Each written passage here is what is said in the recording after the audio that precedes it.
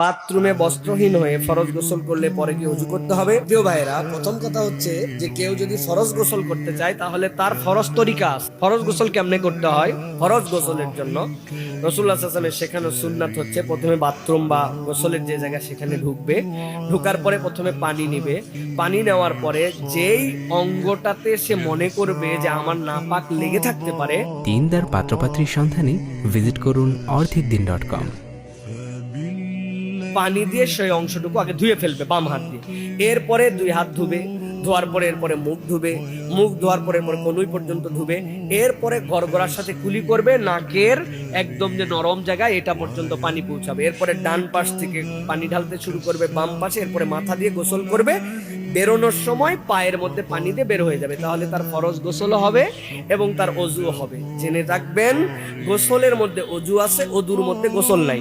আমাদের অনেকেই গোসল করার পর আবার অজু করে, কারণ সে গোসল জানে না। এই জন্য গোসলের মধ্যে অজু আছে, অজুর মধ্যে গোসল নাই। সেই হিসাবে সে যদি বিবস্ত্র হয়েও গোসল করে কোনো সমস্যা নাই। বাথরুমের মধ্যে সে তার মতো করে সেখানে গোসল করছে, এর জন্য আলাদা করে তাকে গোসল করতে হবে না। আমাদের দেশে একটা বিরাট বড় মাসালা, হাঁটুর উপর কাপড় উঠে গেলে অজু ভাঙে যায়, আছে না ভাই? হাঁটুর উপরে কাপড় উঠলে অজু ভাঙে না, এটা একটা গুনাহ, কিন্তু এর দ্বারা অজু ভঙ্গ হয় না। অজু ভঙ্গের কারণে এটা নয়।